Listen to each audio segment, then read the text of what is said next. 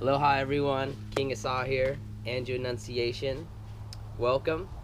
I'm currently here with GrannyDeepSea here in Chula Vista, California. And I am so excited for this interview and so excited to meet with you. Amazing pleasure to get to talk with you today as well. Ending the year on an amazing positive note. Thank you. Yeah, awesome.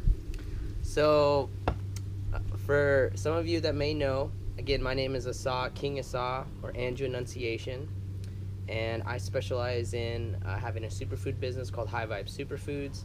I also do professional interviews with amazing people like GrannyDeepSea, and also have a coaching business as well, where you can find out more info at kingasa.education and highvibesuperfoods.com. So, now, I would love to introduce all of you, GrannyDeepSea. It's a pleasure. I too want to get a message out there. I totally appreciate this young man and all of his efforts and his spiritual vibe. And that's why it was very easy for me to say, yeah, I'll end the year this way. Right on. Could you tell me and everyone that's watching GrannyDeepSea who you are? Okay, I'm gonna make this pointed, because you know we could just go on for hours and hours, and that's not what we're here to do today. We want to make this easy, so we're gonna point everything to, I have a mission. I think that we can save the planet Earth. I think she's definitely worth savable, and it's a big job, but it's not something that you just ignore. It's something that you want to do. I asked a lot of people. I took a poll. I said, so, think I can save the world? A lot, everybody, no. Why? One of the number one answers, the big answer was, you can't get people to agree. Stopped me in my tracks, because I said, wait, that is very important. You do need people to agree in order to work together as a team. Now, I'm a salesperson. In sales, you learn techniques on how to work with people. You need to focus their minds in order to get your job done as a salesman.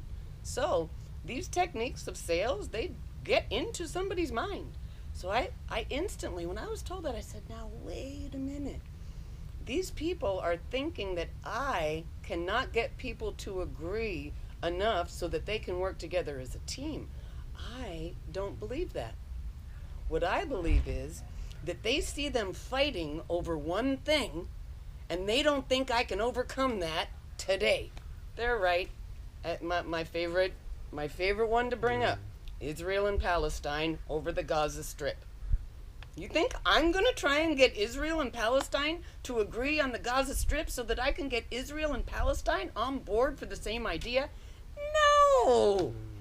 If two guys are, the husband and wife are about to buy the car, and they're fighting over whatever, the price, whatever. The salesman doesn't come over and jump in and start talking about the price. The salesman says, wait, hop in this car, smell it. Ooh, doesn't that smell new? You deserve to be driving this car down the street, and ma'am, you deserve to be sitting next to him in this car. Did we talk about the price? No. So, as a salesperson trying to sell the idea of saving the world, I'm going to take you somewhere else. I'm going to say, what can I get you to agree on? Number one, it sure sucks to be sick. Do you agree? Yeah. If you're sick, you feel bad, you can't think of anything else, you just want to be better. It doesn't matter if you're the king of the land or the serf that is in charge of just cleaning up the streets. If you feel sick, that's all you feel, and it sucks. So, it's pretty easy to get everybody to say, oh yeah, she's right, sucks to be sick. Now, religion, the religioning of humanity, each one of those religions out there is important. If there's a name on it that says religion and they believe in a higher power and they like that higher power, I'm all for diving in and finding out what they have to offer to humanity, because I know it's something important, and that's why they're there, dedicating their time and energy to it. So, you go to those people that are so zealous about their religion and you ask them, wouldn't it suck if God felt sick? And you and me and any of them do not want to be responsible for making God feel like that. And see how graphic I'm being? Because we know that feeling, and we don't want to give it to God. That's not why we're here. And I'm telling you right now, we're on the inside of a very complex organism, and we are like voodoo dolls to God. When we're sick, God feels it. If we hit someone, God feels it from our side and from their side. That's not how we're supposed to act, and that makes God feel sick. So, if we can just get first everyone to agree that it sucks to be sick, and we don't want to make God feel sick, and if there's a chance that something we're doing is making God feel sick, we might want to pull back and take a look at that before we go on. Right? Can we agree on that? Because I think that is easy to agree on for so many people. So we're agreeing that being sick sucks. Yep. And seeing God sick sucks. We don't want God to be sick. Don't want God to be sick, and we certainly don't want to be the cause. Yeah. And if there's a chance that something we're doing, like if you're hurting somebody else, and God said, oh no, he said love one another. Didn't say tolerate one another. He didn't say coexist. He said love. Now, that's huge. Right. That's a big, big commitment. And the reason why we're not doing it, I have a couple videos up online that explain the R complex, how it's taken over humanity.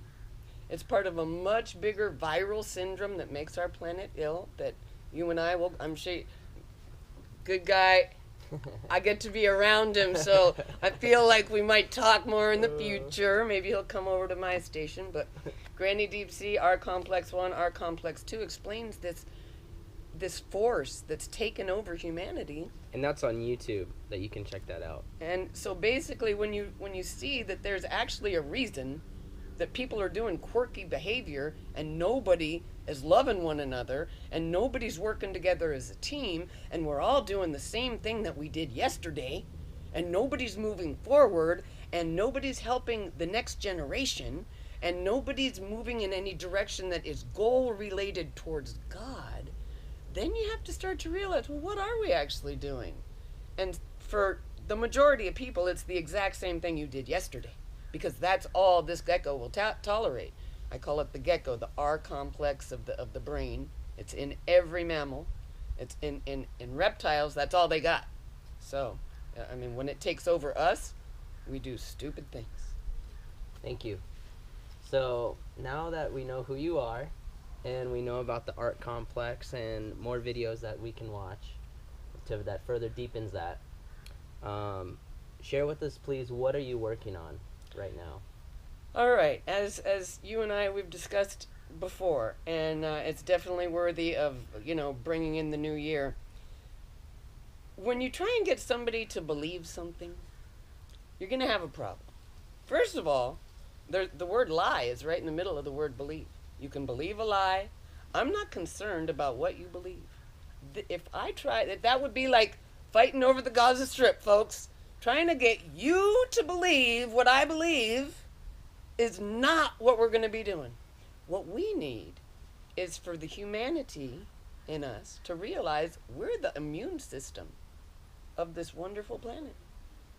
If we're created in God's image, then God has an immune system. Structure meeting function, we are it. That's how biology works. Structure, function. Are we structured to kind of be the immune system and be able to do 100 billion different tasks? And God gave enough of us to this planet so that you can do the one that feels right to you and I can do the one that feels right to me. I don't want to climb a volcano and throw in an egg, but somebody thinks that's a cool thing to do. So, you see what I mean? They would say, hey, really? I'll do it. And I'm not going to be that one. But I can do other things. You see what I mean? So God knows what he's doing. As far as I'm concerned, he's the smart one. We just got to wake up and learn how to listen to him. So what I want to do is motivate action while informing you that you have been duped. You have time on your own to realize between you and the big guy why you're here. That's not my business. It's not. It's nobody else's business between you and him, and that's it. So I'm not there to tell you that. But shouldn't we clean this place up? Well, yeah, that's an easy one. Yeah, cleanliness is next to godliness. This place is a mess. The humanity is lost. We're not focused on each other. So, rather than try and get people to believe something, I propose a game. Why? People like to play a game. You make it fun. You have fun things to do at the end of each day, the end of each week, the end of each month. We love celebrations as humans. We love to get together. We love challenging each other and having contests and events.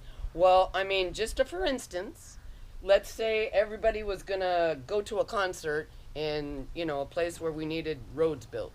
So we all go down there and we get a section of road and we build the road, and then there's a big concert and everybody gets to have fun. But what we've done is accomplish something. And there were 3 teams, and the fastest team gets something. Who cares? Let's have fun, folks. Let's have fun while we rebuild this planet into something magnificent. And the game, hope, help our planet Earth, heal our planet Earth. It's hope. It gives everybody hope. And get ready, everyone. I'm not asking you to do this right this second so your gecko can relax. But guess what? There is going to be lists. There is going to be checklists of things to do, and it's not going to be the same thing you did yesterday. And your gecko's going to fight you, and you're going to fight back, and you're going to win. Why? Because your gecko's stupid. He's putting something in your brain that makes you feel like you're going to die, but you're not really going to die. So you learn to fight him, and then there's also, chemical basis for what he does to you. And there's ways to take back the body. Is it okay if we talk about that a little bit? About the body and about the gecko? Yeah. Before we go into that, I'd like to ask you, go back a little bit. You're talking about talking with God. Yes. And so what kind of came up for me was, some people may not know how to talk to God or how to pray. So maybe we can touch on that real quick and maybe give any recommendations or suggestions that would help people to connect themselves with God. Okay, first of all, the angels, which there's spiritual beings everywhere. We're surrounded. When we go to sleep, we can actually go up into the collective consciousness and guide people in Australia who are awake. The Australians right now are currently guiding us. That's just the collective consciousness of our planet, us helping each other. That happens when we sleep. But then we share space with Earth, with the solar system, with the galaxy, and with the universe. These higher angels, we're walking inside of them right now. We can't escape them. They are also always there to help us. In addition to that, there's choirs of angels out there that are pushing in positive energy into our planet at all times to try and contact us. So you don't have to think you're alone. You don't have to believe me. What you want to do is realize, what did your gecko do? You have a port right here, and he closed it. He said, no incoming. You have ports right here that are supposed to go out to the rest of humanity. He closed them. He put you into self-preservation mode. Put your own mask on first, remember? Which is true. In the airplane. Which is true. In the airplane, when they tell you, put your own mask on first, and then help your friend. Well, all we're doing right now is putting our own mask on first. That's it. The help your other friend part, nope, your mask, make sure it's on. Is it really on? Are you see, the gecko is only concerned with you and making sure you are safe. Now, as I put it, there's a Doctor Who thing. There's a reason for my tattoo. That some problems are so huge that unless they're happening in front of you, you have to forget them. Why? You couldn't go forward with the rest of your life if you focused on the hugeness of problems like, children being abused, which is the one that's the biggest one for God. He says so in Matthew, don't mess with the children. We're currently messing with children, and nobody's doing anything about it. Well, we're going to. But when this idea that there's something so powerful that you can't even think about it, but come on, Asaf, somebody was doing something to a kid right in front of you. Not a chance. You'd be on it. I'd be on it. Any one of us would be on it if it was in front of us. But because it's not, our gecko lets us forget. He makes us, not lets, makes us forget. Chemically. Oh, no. No, we can't remember. Now let's talk about the gecko. What is the gecko? It's the R complex. He's in charge of the peptide cabinet in your brain.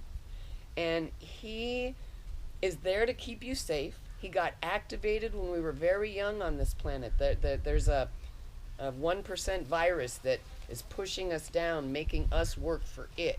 And it figured out that this virus has figured out that all you have to do is press us, and we turn into these little geckos and start doing the same thing over and over again.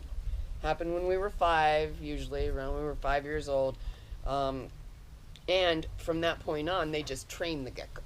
And they stick you in school, which totally gets you completely geckified. And then they just train the gecko to become a consumer.